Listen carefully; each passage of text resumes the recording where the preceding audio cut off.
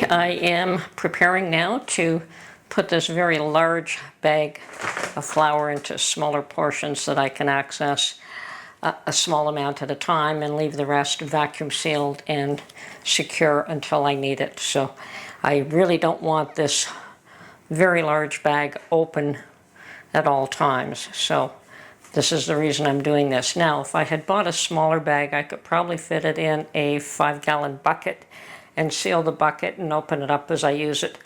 But this quantity, I can't do that. Okay, I believe I have everything I need here. I have my paper bags. I have labels that I have made up, and the labels say all-purpose flour, best before July 2024, and that is the date that is on the bag. And rather than confuse myself and tell myself, okay, it's going to be good for X amount of time, I go with what is the label on the bag, and obviously it's going to last longer than that if it is vacuum sealed. So probably a year beyond that, but at least I have a reference date to go by. I have my scoop, I have my vacuum sealer and an extra roll of bags, and I have a container to hold the bags open. Now I have this lovely jar that does the trick beautifully, but if you don't have one of those, you can use a pot or something else that will just hold the bag in place for you. And of course, a funnel. Would be nice if I had a larger funnel, so I just have to hold this one. So I'm just going to open the bag now. Of course, I'm going to fill it up as much as I possibly can.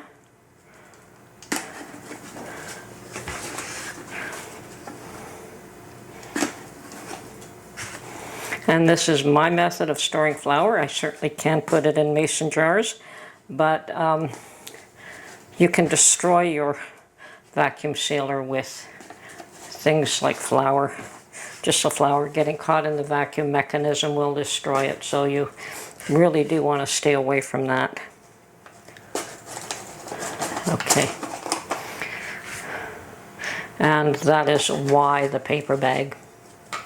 Okay, I think I've got a good amount in there. Perhaps a bit more. You definitely want to be able to fold the bag over. Okay.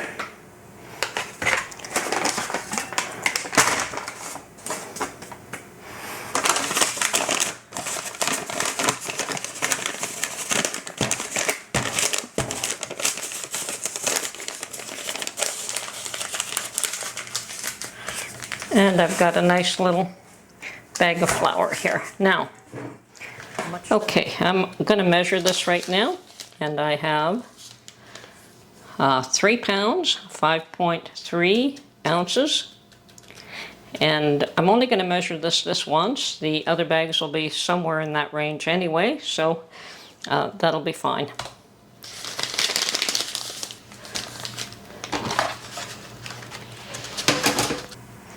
Okay, cutting the first bag is always going to be tricky until you get the right size that you need. Not too large and not too small. Now, before I cut any more bags, I will test this one.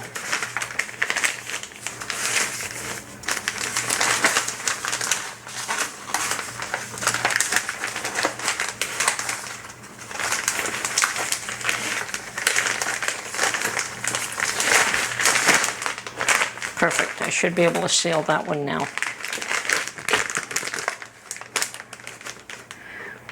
Okay, so what we're going to do is put one of my little best before, rather than trying to write on this.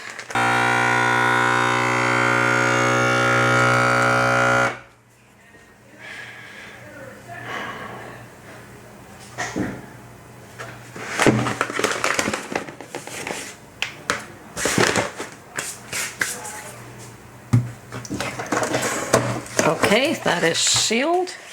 I've got a nice little brick of all-purpose flour, and this can go in the freezer if you're not happy with it, but once you vacuum seal it, nothing is going to grow in there anyway, so I don't worry about putting it in the freezer. But at this point I can package this in any plastic tote type container.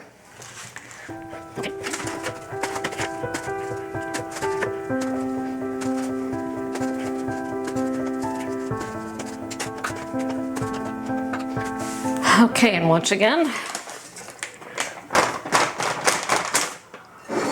put that aside. Fold this over. This one might have a tad more in, but not really. Pretty much the same amount.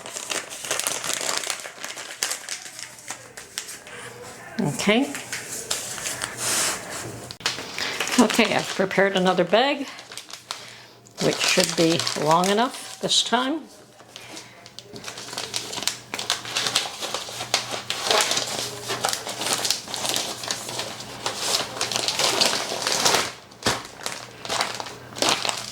And I like to try and square them up.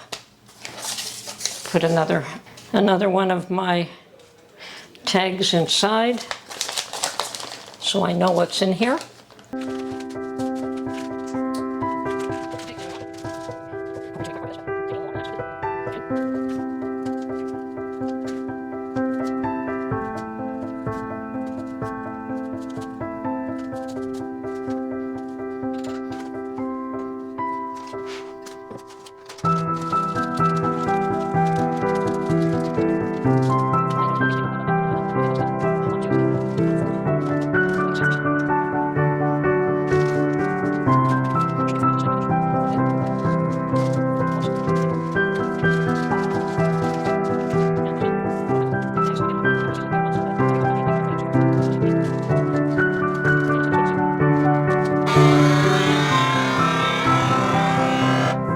Perfect.